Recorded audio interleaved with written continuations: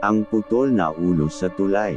Sa isang maliit na bayan sa Pilipinas, matatagpuan ang isang tahimik na tulay na nagtataglay ng misteryo at nakakakilabot na kasaysayan. Isang gabi, sa malaputing buwan at naglalakihang mga ulap, nagkwento si Joseph, isang matanda sa bayan, ng kakaibang karanasan niya sa tulay na iyon. Alam niyo, umpisa ni Joseph, may isang gabi na biglang lumitaw si Marco, isang lalaking matagal nang nawawala sa bayan. Ang kakaiba, may bitbit siyang kahon na tila may mabigat na laman. Nang mapadpad si Marco sa bayan, agad siyang kumalat ang balita. Marahil ay may kinalaman ang kanyang pagdating sa misteryoso at lumang tulay. Hindi nagtagal, nagkaroon ng takot at agam-agam sa bayan.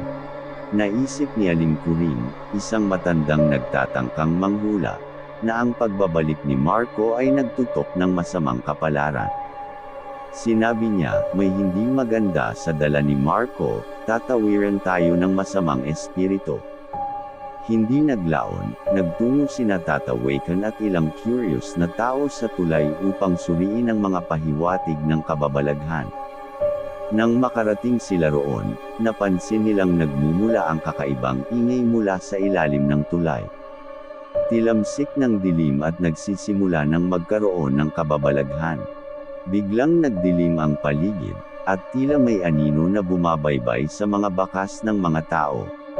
Sa gitna ng madilim na kaganapan, narinig nila ang tila'y hagik-hak na bumabalot sa hangin. Si Marco, na tila ba nag-iba na ang anyo, ay nagsalita mula sa dilim, ako'y bumalik para singilin ang bayan sa mga kasalanang nagdaan. Natakot ang lahat, at bigla na lang naglaho si Marco sa gitna ng usok. Muling nagkaroon ng katahimikan, at ang tulay ay bumalik sa katahimikang kakabit ng kakaibang pangyayari. Mula noong gabi na iyon, nag-umpisa ang mga misteryosong pangyayari sa bayan. Naglaho ang ilang tao nang hindi nakikita ng kanilang mga kaanak, at nagkaroon ng mga panaginip na nagpapakita ng itim na anino na nagmumula sa tulay. Si Joseph, na isang saksi ng kababalaghan, ay nagtangkang hanapin ang kahulugan ng lahat ng ito. Sinubukan niyang kausapin si Aling Kuring, ngunit nang puntahan niya ito, natagpuan niyang wala na ito sa kanilang bayan. Sa pagdaan ng mga araw, mas lalong lumala ang takot sa bayan. Nagsimula nang mawala ang mga tao nang walang anumang bakas, at ang tulay ay naging sentro ng misteryo. Sa isang madilim na gabi, habang naglalakad si Joseph sa tulay, biglang sumulpot si Marco mula sa anino ng kahapon. Ang tulay na ito ay saksi sa mga kasalanang dapat bayaran, sabi ni Marco na tila ba may taglay na puot sa boses. Sa isang iglap, hinampos ni Marco ng malakas na hangin si Joseph, at biglang nawala ito sa tanaw. Naiwang naguguluhan sa kanyang kinahinatnan, si Joseph ay nagsimulang magduda kung saan siya naroroon. Ang tulay, nagsilbing pinto patungo sa kakaibang dimensyon na puno ng takot at panganib. Sa huling bahagi ng gabi, nag-umpisa ang mga tao sa bayan na mawawala isa-isa, at ang pangalan ng bawat isa'y unti-unting naglalaho. Ang misteryo ng tulay ay bumalot sa kanilang bayan, at ang mga kwento ng mga nawawalang tao ay nagpatuloy. Sa gitna ng dilim, naririnig ang malamig na hangin na nagpapatibok sa mga puso ng mga natitirang tao. Ang tulay, tila ba may sariling buhay, ay nagpapatuloy sa paglamig ng gabi, naghihintay ng iba pang magsusubok ng kanilang kapalaran. Ang gabi ay patuloy na sumasalubong sa bayan ngunit ang takot at pangamba ay lalong dumarami. Ang mga tao ay nagkakaisa na may kinalaman ang misteryosong tulay sa mga nawawalang mga katawan at mga pangyayari. Si Marco, ang lalaking tila ba nagdulot ng sumpa sa tulay, ay patuloy na bumabalik sa gabi. Ang kanyang presensya ay nagdadala ng malamig na hangin at kakaibang pag-ulan na tila ba dugo. Ang mga naglakas loob na tao na sumubok na salungatin siya ay hindi na natagpuan. Lumilipas ang mga araw at ang mga tao ay unti-unti nang nawawala sa bayan. Si Joseph, na nagiging biktima na rin ng takot, ay nagsimula ng mag-imbestiga. Sinubukan niyang alamin ang pinanggagalingan ng misteryo ng tulay. Sa kanyang pagsisiyasat, natuklasan niya ang masalimuot na kasaysayan ng lugar. Noong mga unang panahon, ang tulay ay dating ginamit bilang daanan ng mga bihag at mga mang-aalipin. Ang mga pinatay ay pinupugutan ng ulo at iniuupong mag-isa sa gitna ng tulay bilang babala sa mga gustong tumakas. Ang kanyang pag-aaral ay nagdulot ng lalong kaba sa kanyang puso. Ang bawat hakbang niya sa tulay ay tila ba may kasamang mga boses ng mga nagdaang biktima. Sa gitna ng madilim na gabi, naramdaman niya ang mabigat na presensya ni Marco sa paligid. Nang dumating ang isa pang gabi, sa harap mismo ng tulay, natagpuan nila si Aling Kuring na nakahandang magpaliwanag sa kanilang lahat. Ang tulay ay isang portal sa kabilang mundo, sabi ni Aling Kuring na may paninindigang boses. Ito ay hindi lamang isang kasangkapan ng kaharian ng mga patay kundi isang lugar na kumakatawan sa mga hindi natapos na kasalanan at hindi natuluyang paglalakbay. Sa bawat salita ni Aling Kuring, lumalim ang takot ng mga naririto. Ang pag-amin ng mga kasalanan at ang pagtatangkang pigilan ang kapangyarihan ng tulay ay nagsisilbing panganib sa bawat isa. Ngunit walang pag-asa, ang tulay ay naging simbolo na ng kanilang malalim na itinatagong takot at hinanakit. Ang gabi ay nagpatuloy sa kanilang bayan, at ang misteryo ng tulay ay naging bahagi na ng kanilang pang-araw-araw na buhay. Ang mga boses ng mga patay ay patuloy na bumabalot sa hangin, at ang presensya ni Marco ay nagiging lalong mabangis. Sa bawat paglubog ng araw, lumalaki ang panganib na bumabalot sa kanilang lugar. Ang mga tao ay nagtutulungan upang hanapin ang paraan kung paano mababawasan ang kapangyarihan ng tulay at kung paano nila mailigtas ang kanilang sarili mula sa kalupitan nito. Sa gitna ng takot at panganib, ang mga taong nabubuhay sa bayan ay nagtutulungan upang hanapin ang solusyon. Ngunit hanggang kailan sila magtitiis sa panganib na hatid ng tulay? Hanggang kailan sila mabubuhay sa pangamba ng bawat dilim na nagdudulot ng karahasan at pangungulila? Ang mga tao sa bayan ay nag-aalab na sa takot at pangamba. Sa bawat gabi, ang misteryo ng tulay ay tila ba lumalakas at nagiging mas mapaminsan-minsan. Si Joseph, na laging handang magdala ng liwanag ng katarungan, ay nagsisikap na malaman ang likas ng kapangyarihan ng tulay. Isang gabi, habang siya'y nagmamasid sa tulay, bigla siyang nahulog sa isang di kapanipaniwala at misteryosong pangyayari. Sa kanyang pagkakatamba, tila ba siya'y na-transport sa ibang dimensyon. Natagpuan niya ang kanyang sarili sa harap ng isang napakalaking pintuan na pumipigil sa kanyang pag-atawid patungo sa kabilang mundo. Ang pintuan ay napalibutan ng kakaibang lihim at misteryo. Si Joseph, na di malaman kung nangangarap ba siya o gising, ay napagtanto na si Marco ang tagabantay ng pintuan. Ito ang pintuan papuntang kabilang buhay, Joseph, sabi ni Marco na puno ng lungkot sa kanyang mga mata. Subalit bawat paglakad dito ay may sumpang kaakibat. Walang sino man ang nakakaligtas na hindi bumabalik ng may kapinsalaan. Sa isang iglap, si Joseph ay bumalik sa mundo ng buhay. Ang kakaibang pangyayari na iyon ay nagdala ng malaking takot sa kanyang puso. Hindi alam kung paano niya ito ipapaliwanag sa mga tao ng bayan. Sa halip, sinikap niyang magkaroon ng pagpupulong upang magbahagi ng kwento ng kanyang paglalakbay at makahanap ng solusyon sa misteryo ng tulay. Ang mga tao, kahit na nagdududa sa kwento ni Joseph, ay nagkaisa na magtulungan sa pagresolba ng misteryo.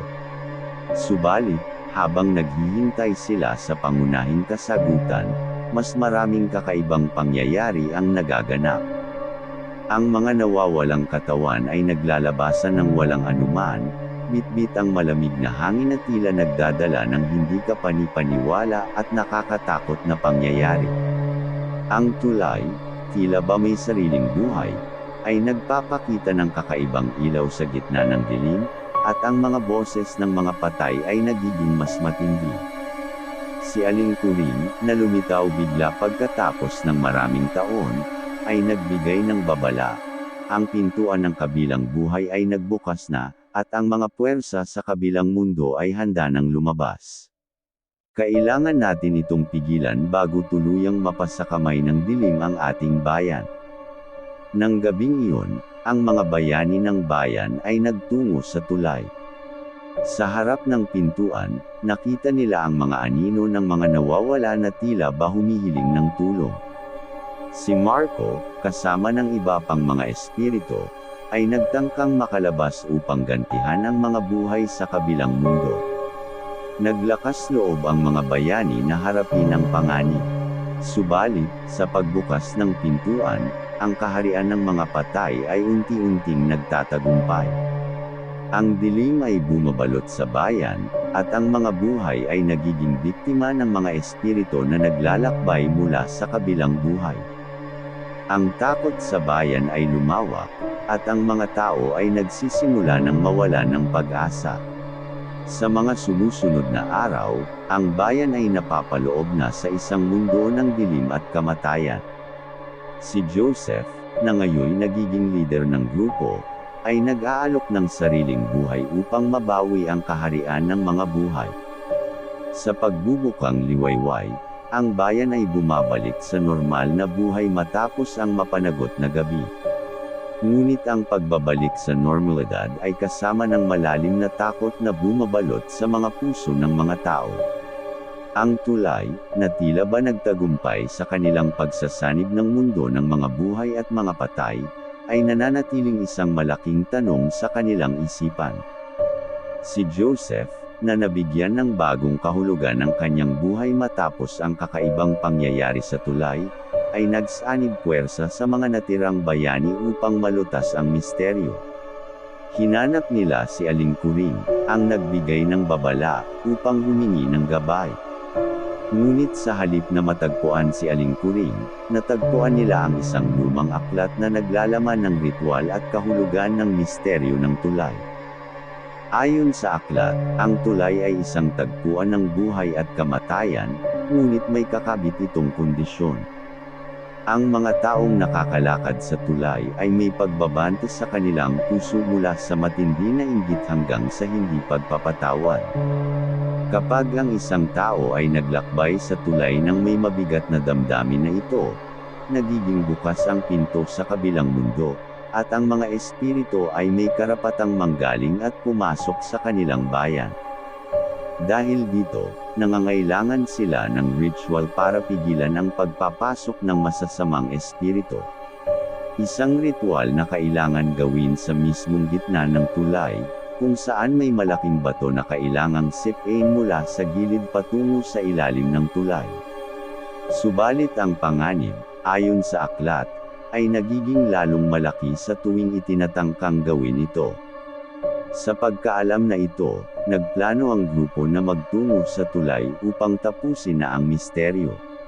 Subalit sa bawat oras na lumilipas, dumarami ang mga hindi malilikhaing pangyayari sa bayan.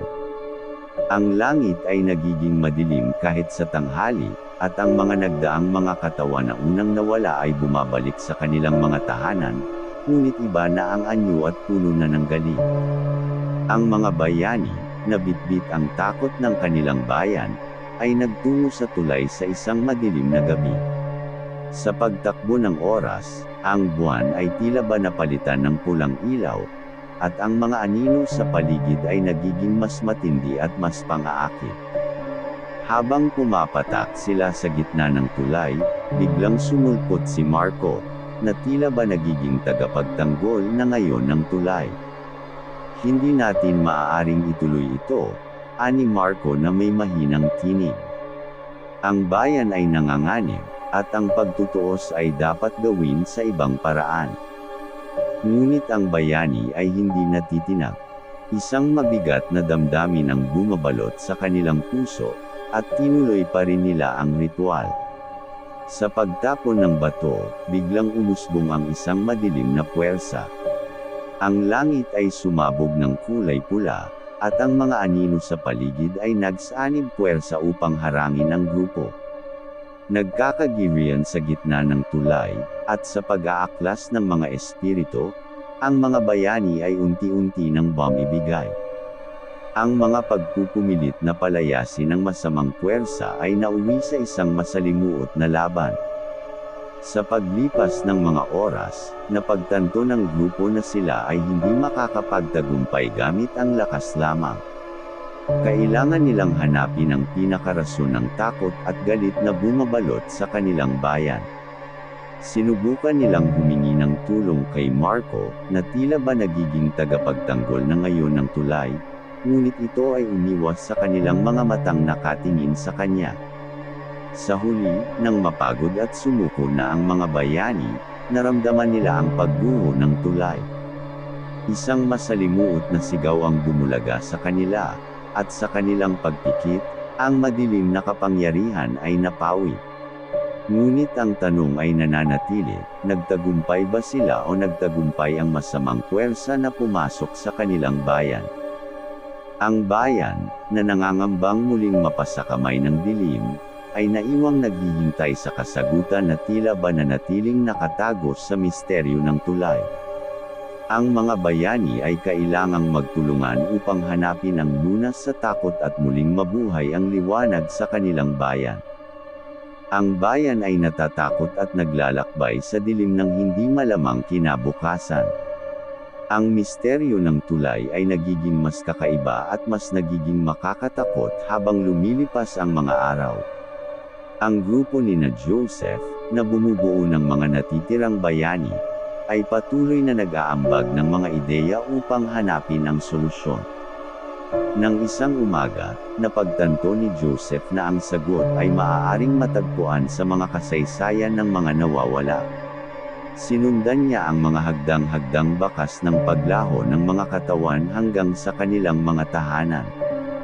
Doon, natagpuan niya ang mga pamilya na nagdadalamati sa pagkawala ng kanilang mga mahal sa buhay. Sa pakikipag-usap sa mga natirang pamilya, nalaman ni Joseph na ang bawat isa sa kanilang mga mahal sa buhay ay mayroong hindi tapos na gawain o hindi natapos na kwento. Ipinagtapat ng isang ama na siya'y may pinapangarapang negosyo, ngunit hindi niya ito natupad bago siya nawala. Ang isa pang ina ay hindi napatawad ng kanyang anak bago ito mawala. Sa mga pagtatapatang iyon, nagsimula si Joseph na bumuo ng koneksyon sa pagitan ng mga hindi natapos na kwento at ang pagiging bukas ng tulay sa kabilang mundo. Naisip niyang ang ritual sa gitna ng tulay ay maaaring magtagumpay kung matutunan ng mga tao na yakapin at tapusin ang kanilang mga damdamin at hindi natapos na gawain. Ipinamahagi ni Joseph ang kanyang mga natuklasan sa grupo. Bunga ng kanilang mga pag-uusap, nagdesisyon sila na gawin ang ritual hindi lamang sa tulay kundi pati na rin sa mismong lugar kung saan ang mga katawan ay una nawala. Inumpisahan nila ang proseso sa paghahanap ng mga natirang pamilya at pag-uusap sa kanilang mga naiwang kwento. Sa paglipas ng mga araw, nagbago ang atmosfera sa bayan. Ang mga tao, sa halip na matakot, ay nagsimulang magkaroon ng pag-asa. Ibinuksan ng grupo ang pinto ng pagpapakatino at pagkakasundo. Subalit, ang masamang puwersa ay hindi nagpapakita ng pag-urong. Habang lalong nagsisilbing gabay si Marco, tila ba siya'y nagtatagumpay sa pagsasamantala sa takot ng mga tao. Sa isang gabi ng pagsasagawa ng ritual, nagkaroon ng malakas na unos at kulog. Ang langit ay nagliyab, at ang buwan ay nagmistulang dugo sa kadiliman. Sa mga pag-aalab na apoy at malakas na hangin, naging mas marami ang mga anino ng mga nawawala sa paligid ng tulay. Habang naglalakbay sa dilim ng bayan, Ang grupo ay sumabak sa mga personal na karanasan ng mga tao. Sila'y nakipag-usap sa mga multo at nagkaroon ng pag-unawa sa mga hindi natapos na pangarap at hindi tapos na kwento. Sa tuwing natapos ang isang kwento, tila ba nagliliyab ang kanyang mga anino, naglalaho sa hangin, at nagbubunga ng kakaibang kapayapaan. Sa huli, nakita ni Joseph ang pagsabog ng malakas na liwanag mula sa mismong tulay. Nagmistula itong portal papunta sa kabilang mundo. Bumukas ang pinto, at ang mga multo na tila ba nagtagumpay sa pagtapos ng kanilang mga kwento ay unti-unting nawala. Sa pagtatapos ng ritual, napansin ng grupo na ang bayan ay unti-unting bumabalik sa normal. Ngunit tila ba hindi pa tapos ang laban. Nararamdaman nila ang malupit na galit ni Marco na bumabalot sa hangin. Naglakbay sila sa tulay, at sa isang sandali ng katahimikan, naramdaman nila ang presensya ni Marco. Nagtagumpay kayo, bulong ni Marco na may halong lungkot sa kanyang boses. Ngunit ang dilim ay hindi natatapos sa isang iglap. Ang inyong bayan ay hindi lamang kinakalaban ng kasamaan sa kabilang mundo kundi pati na rin sa sarili niyong mga puso. Sa huli, iniwan ni Marco ang grupo ng mga bayani, ngunit ang dilim at misteryo ay nanatili sa bayan. Ang mga tao, bagaman nagkaroon ng pag-asa, ay naisin pang malaman kung paano matatapos ang kanilang kwento. Sa kanilang harap, nakaabang ang hinaharap na puno ng mga misteryo at pag-aalinlangan. Sa paglipas ng mga araw, ang bayan ay bumabalik sa normalidad ngunit may hanggang ngayon ay malalim na pangamba. Ang grupo ni Joseph ay nagpapatuloy sa pag-aaral ng misteryo ng tulay, subalit napagtanto nila na tila ba mas nagiging masalimuot ang sitwasyon. Ang mga espiritu ng mga nawawala ay nananatili sa paligid, naglalakbay mula sa kabilang mundo patungo sa bayan. Bunga nito, mas marami pang mga hindi tapos na kwento at damdamin ang lumilitaw, nagiging mas malupit at mas mapanganib.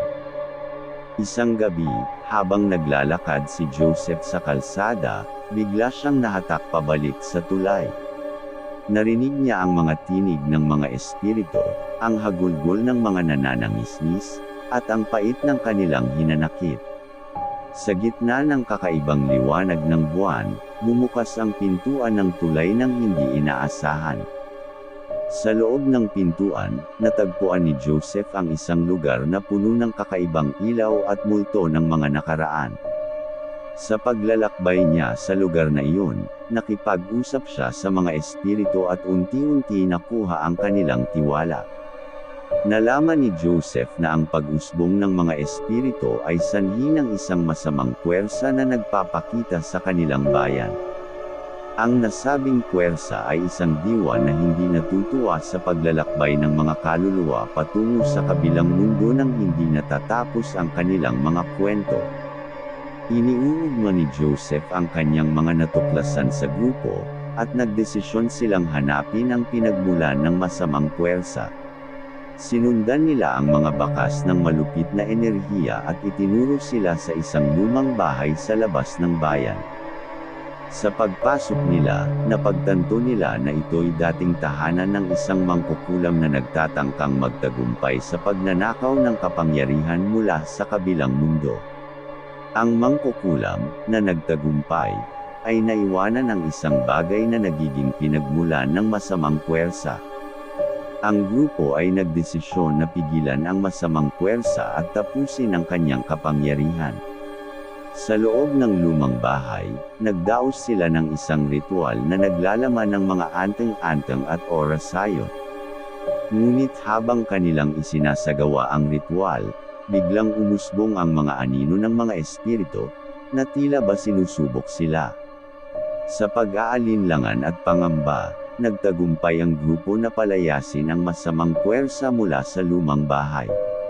Ngunit, sa halip na mapabuti, ang nasamang diwa ay naglakbay patungo sa tulay, mas lalong pinalalakas ang kanyang kapangyarihan. Nang bumalik ang grupo sa bayan, napagtanto nila na mas lumalala pa ang takot sa kanyang pinagtakpan.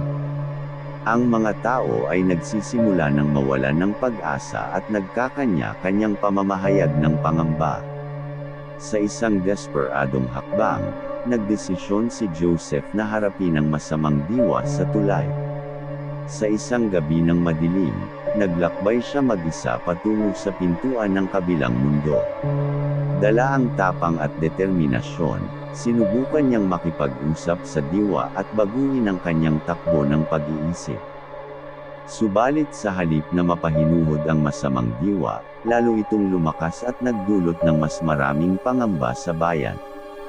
Ang tulay, na tila ba nagiging pintuan ng impyerno, ay nagdulot ng malupit na kaguluhan sa bayan. Sa harap ng krisis, napagtanto ng grupo na kailangan nilang magkaisa upang matapos ang malakas na puwersa. Ang mga tao ay nagsanib puwersa sa pagtutulungan at nagplano ng panghuling ritual para pigilan ang masamang diwa. Nang dumating ang gabi ng ritual, nagkaroon ng madilim na unos at malakas na kulog. Ang grupo ay nagdaos ng ritual sa mismong gitna ng tulay, kung saan nag-uumpisa ang lahat ng misteryo. Sa bawat anteng-anteng na inihahagis at bawat orasayon na binabaybay, tila ba natutuwa ang masamang diwa sa pagiging malupit at mas mabagsik. Subalit sa isang sandali ng katahimikan, napagtanto ni Joseph ang kahalagahan ng kapayapaan at pagkakaisa. Ang tulay, na tila ba nagsilbing saksi sa laban ng mabuti at masama, ay biglang kumislap ng liwanag. Ang malakas na puwersa ay unti-unting bumagsak, at ang mga anino ng mga espiritu ay naglaho. Sa pagtatapos ng ritual, nag-iba ang atmosfera sa bayan. Ang takot ay napalitan ng pag-asa, at ang tulay ay naging isang simbolo ng pag-unlad at pagkakaisa. Ang grupo ni Joseph, kasama ang mga natirang bayani, ay nagtagumpay sa kanilang misyon na dalhin ang liwanag sa gitna ng dilim. Ngunit sa kabila ng tagumpay, natanto ng grupo na ang misteryo ng tulay ay hindi tuluyang nauubos.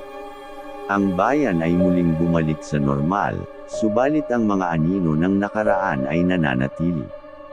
Ang bukas na pintuan ng kabilang mundo ay hindi mawawala, ngunit ang pag-asa at pagkakaisa ng mga tao ay nagiging gabay sa kanilang paglalakbay sa mas magandang kinabukasan. Sa paglipas ng mga buwan, ang bayan ay bumalik sa katahimikan. Ang tulay, na nagdala ng maraming misteryo at takot, ay nagiging lugar ng pagtitipon at pag-asa. Ang mga tao, sa halip na ituring ito bilang sagabal, ay nagamit ng kanilang karanasan upang magsanib puwersa sa pagpapabuti ng kanilang komunidad. Si Joseph, kasama ang grupo ng mga bayani, ay nagtulungan upang itaguyod ang pag-unlad ng bayan. Ang mga pamilya ng mga nawawala ay nagsanib puwersa upang itaguyod ang pag-angat mula sa trahedya ng nakaraan. Binuo nila ang isang samahan na naglalaman ng mga programang pang-edukasyon at pangkabuhayan upang muling buhayin ang espiritu ng bayan. Ang tulay, na nagiging simbolo ng kanilang pagkakaisa, ay dinaluhan ng mga tao sa mga espesyal na okasyon at pagdiriwang. Ipinatayo nila ang isang memorial park sa tabi ng tulay bilang alaala sa mga nawawala at isang paalala ng kanilang tagumpay sa harap ng dilim. Si Marco, na naging tagapagtanggol ng tulay, ay nagsilbing inspirasyon sa bayan. Bagamat hindi nakita muli, ang kanyang alaala ay patuloy na nagsilbing gabay sa mga tao na harapin ang kanilang mga takot at hamanin ang anumang pagsubok na dumating. Sa pagtatapos ng kwento, ang bayan ay nagiging halimbawa ng pagbangon mula sa kaharian ng takot patungo sa liwanag ng pag-asa. Ang tulay, na dati puno ng misteryo at pangamba, ay naging simbolo ng pagkakaisa at lakas ng bayan. Ang mga tao, sa pagtatapos ng kanilang kwento, ay natutunan na ang tunay na tagumpay ay hindi lang bunga ng lakas ng iilang tao kundi ng pagsanib puwersa at pagkakaisa ng buong komunidad. Taos pusong pasasalamat sa inyong walang sawang suporta. Asahan po ninyong pagbubutihin ko po.